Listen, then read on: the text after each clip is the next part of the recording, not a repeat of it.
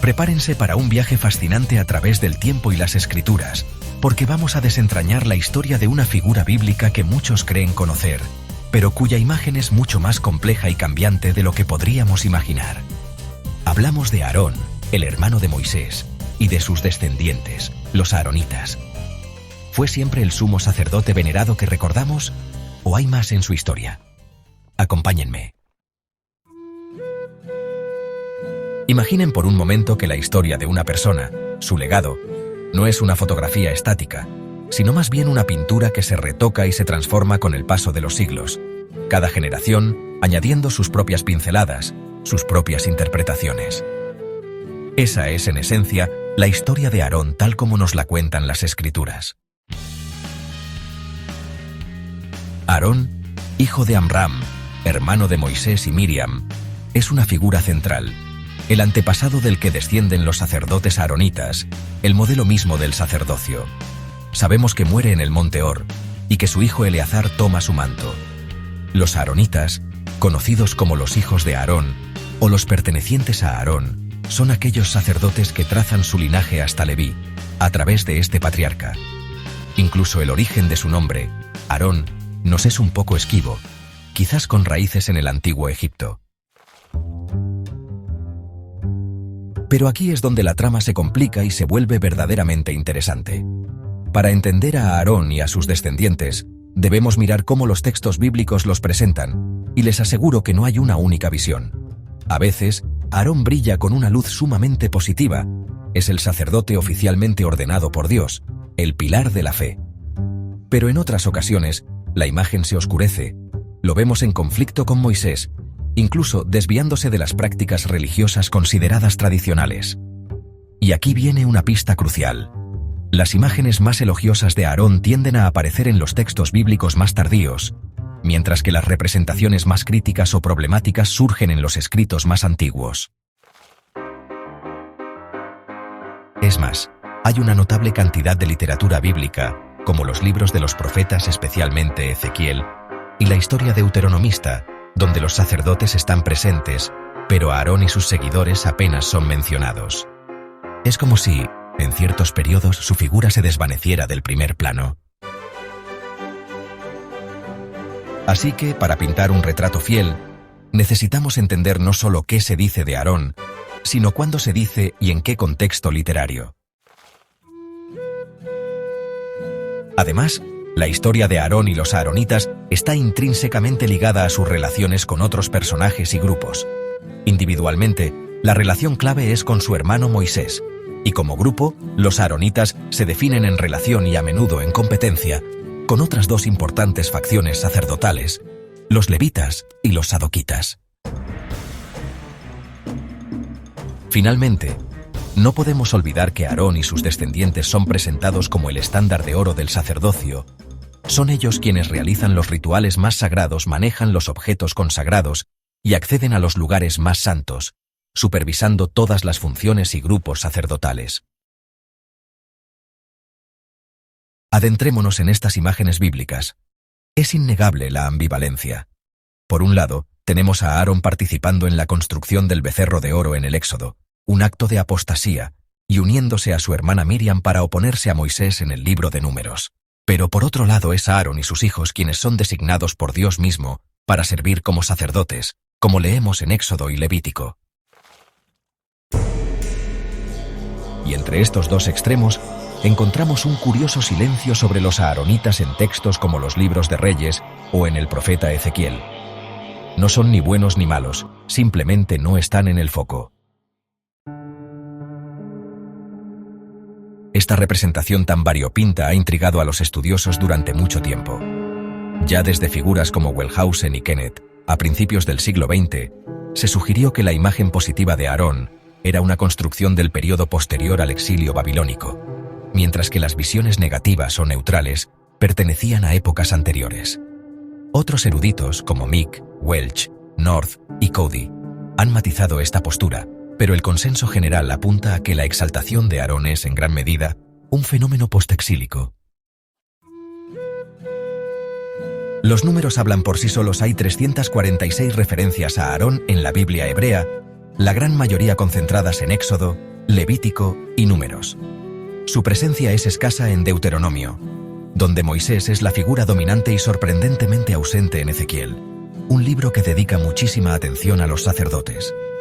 Para entender esto, debemos examinar pasajes específicos, siempre con un ojo en el contexto histórico de su origen. Un buen punto de partida es la obra del cronista, escrita en el período postexílico. En los libros de crónicas, Aarón tiene un papel estelar y positivo. Es el hermano de Moisés. Él y sus hijos ofrecían sacrificios y expiación en el lugar santísimo. Eran apartados para los deberes más sagrados como quemar incienso y bendecir. Es más, en Segunda de Crónicas, se establece explícitamente que solo los hijos de Aarón, y no el rey Ucías, podían quemar incienso a Yahvé.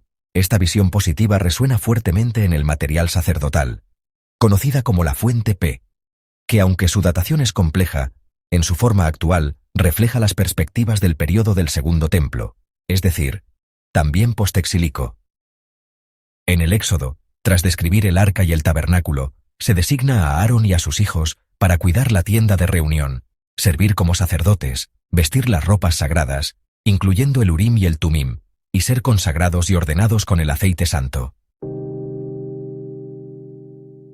Esta imagen favorable se mantiene a lo largo de Levítico, donde se detallan minuciosamente las ofrendas y se especifica consistentemente que Aarón, o los hijos de Aarón, los sacerdotes, son los únicos autorizados para realizar estos rituales. Se establecen normas estrictas para mantener su santidad. En el libro de Números, durante el censo, se establece la línea de sucesión de Aarón a través de sus hijos Eleazar e Itamar, después de la muerte de Nadab y Abiú. Se subraya que solo Aarón y sus hijos serán sacerdotes, y cualquiera que intente usurpar esta función deberá morir. Esto se refuerza en la rebelión de Coré, donde se afirma que solo los descendientes de Aarón pueden ejercer el sacerdocio, a pesar de que Coré también era levita. Para el escritor sacerdotal, solo la rama de Aarón de la familia levítica tiene el derecho legítimo. Pero contrastemos esto con otras perspectivas. En Deuteronomio, un texto que con bastante certeza podemos datar como preexílico, encontramos una visión muy diferente. En el capítulo 9, Moisés relata cómo, al bajar del monte Horeb con las tablas de la ley, encontró al pueblo adorando un becerro de oro. Y Yahvé, nos cuenta Moisés, estaba tan furioso con Aarón que estuvo a punto de destruirlo. Solo la intercesión de Moisés salvó a Aarón. Difícilmente podríamos llamar a esto un respaldo entusiasta. De hecho, Aarón apenas vuelve a ser mencionado en Deuteronomio, y nunca como un sacerdote en un rol positivo. Esta imagen negativa no es aislada. En Éxodo 32, Aarón es el artífice del becerro de oro, el que proclama: «Estos son tus dioses, oh Israel». Moisés lo acusa de haber cometido un gran pecado. Y en Números 12, Aarón y Miriam desafían la autoridad de Moisés, y solo la súplica de Aarón a Moisés evita un castigo mayor para Miriam. Estos pasajes, generalmente considerados preexílicos, pintan un cuadro muy distinto. Incluso la única referencia a Aarón en los profetas preexílicos, en Miqueas, simplemente lo nombra junto a Moisés y Miriam como enviados a Egipto. Es muy revelador que en la obra preexílica y exílica del historiador deuteronomista haya tan pocas menciones a Aarón a pesar de hablar frecuentemente de sacerdotes. Y como ya dijimos, Ezequiel, escribiendo durante el exilio y centrándose en el sacerdocio, omite por completo a Aarón y los aaronitas. La conclusión que se impone es que la prominencia de Aarón y los aaronitas, como la casta sacerdotal por excelencia, es un desarrollo que florece en el período postexílico, reflejando la creciente importancia de los sacerdotes y en particular, la figura del sumo sacerdote en esa época. Ahora exploremos las dinámicas de poder. La relación de Aarón con Moisés es fundamental. Aunque a menudo se les presenta juntos, casi como una unidad Moisés y Aarón, especialmente en los escritos sacerdotales tardíos, Moisés claramente lleva la voz cantante. Yahvé habla a Moisés, y Moisés transmite el mensaje a Aarón. Es interesante notar cómo en los relatos de las plagas de Egipto, Aarón tiene un papel protagonista al principio, usando su vara, pero gradualmente Moisés asume un rol más directo. Algunos explican esto por las diferentes fuentes literarias, donde las más antiguas no enfatizan tanto a Aarón. Incluso en las rebeliones durante el Éxodo, la imagen de Aarón varía. A veces es un mero espectador, otras un instigador contra Moisés, y en relatos posteriores es junto a Moisés el objeto de la rebelión, presentándolo de forma más positiva. En cuanto a otros grupos sacerdotales, la relación con los sadoquitas evoluciona notablemente.